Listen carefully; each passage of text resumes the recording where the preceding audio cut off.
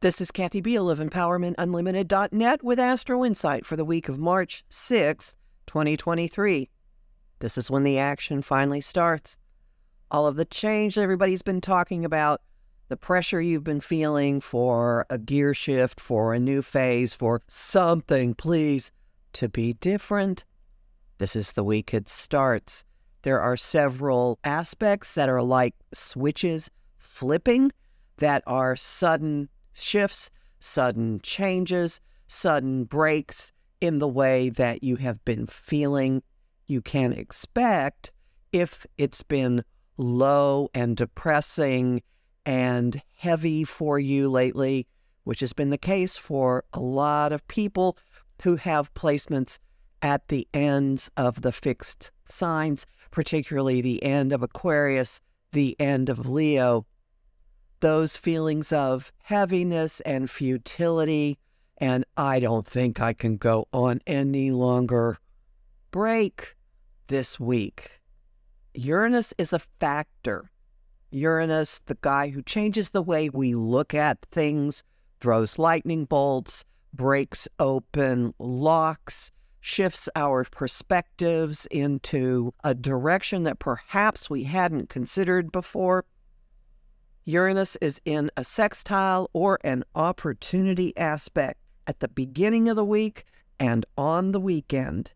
First with the Sun, then with Mercury. And what this boils down to is the week is bookended by shakeups, by startling news, by opportunities to liberate yourself, your thinking, a situation, something.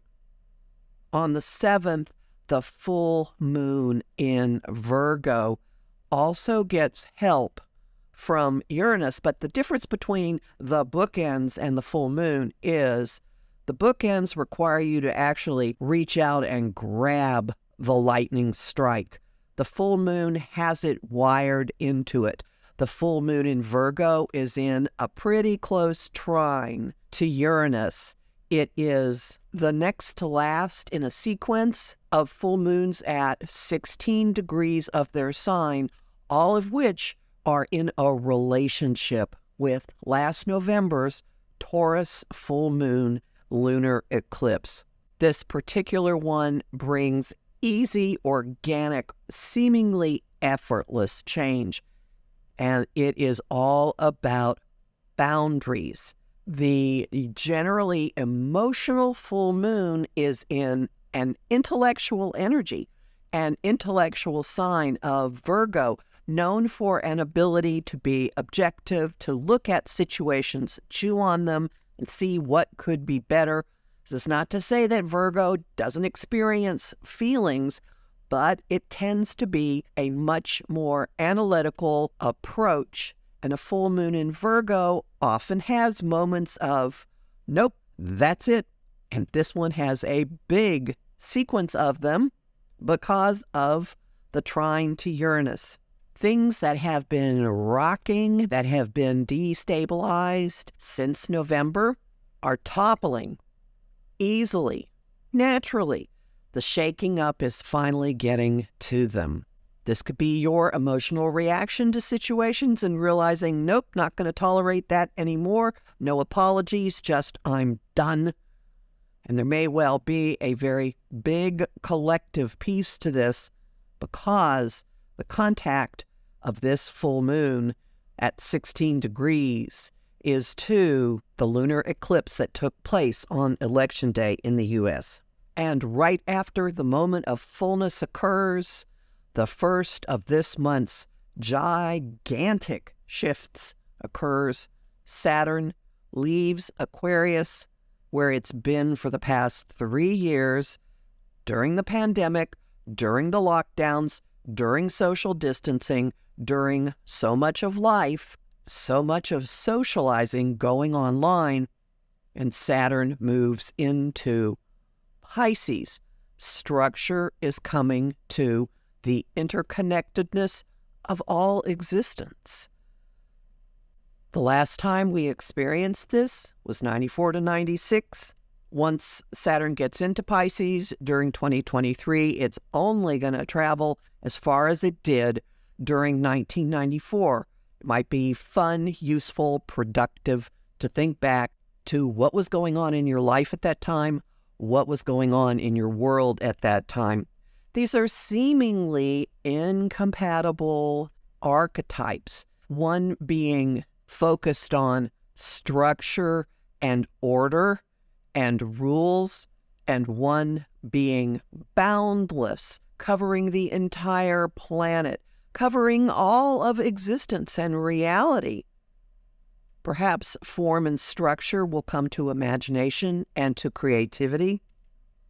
But this week, the first moments of it are going to underscore the message of the Virgo full moon, which is intactness.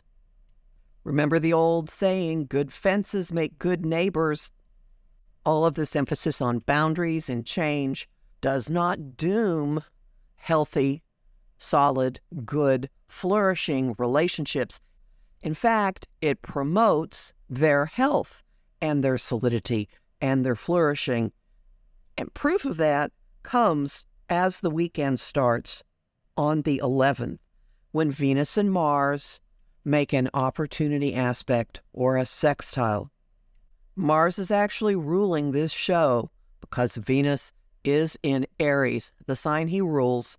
Mars is still in Gemini, and this sextile emboldens conversations, invites us to say things that maybe we haven't had the nerve to do before, invites us to ask for what we really want, which might be information, might be companionship, might be something a good deal more brazen. And you know what? If the situation is still there after the Uranian strikes, why not take a chance? Homing thought of the week. I'm making healthy choices.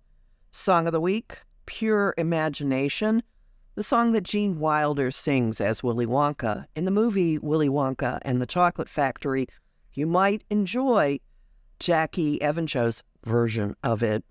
And the image of the week is contemplating the ocean.